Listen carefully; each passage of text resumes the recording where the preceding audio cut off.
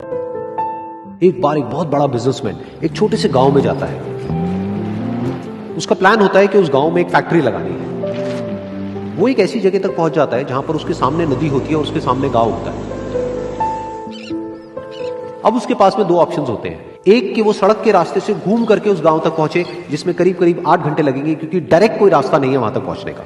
दूसरा कि सिर्फ 20 मिनट में एक नाव में बैठ करके उस नदी को पार करके उस गांव तक पहुंच जाए। तो अपना टाइम बचाने के लिए उसने उस नाव में बैठने का डिसीजन लिया। वो नाव बहुत ही छोटी सी थी, जिसमें एक तरफ एक आदमी बैठा था जो कि नाव चला रहा था और दूसरी तरफ ये बिजनेसमैन बैठा हुआ था। तो नाव में बैठने की थोड़ी देर बाद उस बिजनेसमैन ने उस नाव वाले से पूछा, तुझे पता है तेरी नाव में कौन बैठा है?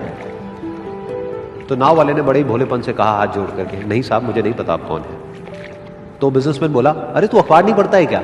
हर दूसरे दिन मेरी फोटो आती है अखबार में। तो नाव वाला बोला, अरे साहब मुझे कहां पढ़ना लिखना आता है, मैं बहुत छोटा सा था जब मेरे पिताजी गुजर गए थे, तो अपने परिवार का ध्यान रखने के लिए मैं बचपन से ही काम में लग गया और तभी मेरा स्कूल छूट गया। ये सुन करके उस बिजनेसमैन ने उसका मजाक उड़ाते हुए उसको कहा, तुझे पढ़ना लिखना तक नहीं आता है, ऐसी जिंदगी का क्या फायदा? ये सुन करके उस नाव वाले को बुरा तो लगा, लेकिन उसने कुछ नहीं कहा। थोड़ी देर बाद वो बिजनेसमैन उस नाव वाले से बोला, अभी कुछ ही दिन बाद ये जो सामने तू जमीन देख रहा है, यहां पर मेरी एक बहुत बड़ी फैक्ट्री होगी जहां पर हमारे ब्रांड की मिनरल वाटर की बॉटल्स बनेगी। उस नाव वाले को बात समझ नहीं आई। उसने कहा, क्या बनेगा साहब? तो बिजनेसमैन थोड़ा सा इरिटेट होकर के बोला कि हमारे यहां पर पानी की बोतलें बनेंगी जो तेरे गांव में नहीं बिकेगी लेकिन शहरों में बहुत बिकती है। अरे कभी तू शहर गया होगा तो तूने देखी होगी पानी की बोतलें रखी होती है दुकानों पर। फिर वो नाव वाला बोला, अरे साहब मुझे कैसे पता होगा, मैं तो कभी इस गांव से बाहर गया ही नहीं।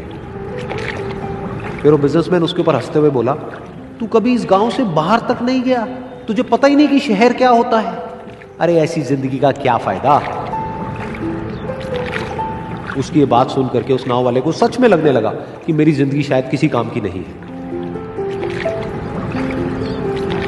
अपनी सोच की वजह से उसका नाव से ध्यान हटा और तभी नाव की टक्कर हो गई एक बड़े से पत्थर से, जिसकी वजह से नाव में पानी भरने लगा और नाव डूबने लगी। उस जगह पर पानी बहुत ही गहरा था और किनारा दूर था। नाव वाले को समझ आ गया कि अब इस नाव को बचाने का कोई तरीका नहीं है और वो अपनी जान बचाने के लिए नदी में छलांग मारने ही वाला था। तभी उसने उस बिजनेसमैन से पूछा, साहब आपको तैरना तो आता है ना? तो बिजनेसमैन घबरा करके बोला, ऐसा क्यों पूछ रहे हो, मुझे तैरना नहीं आता है।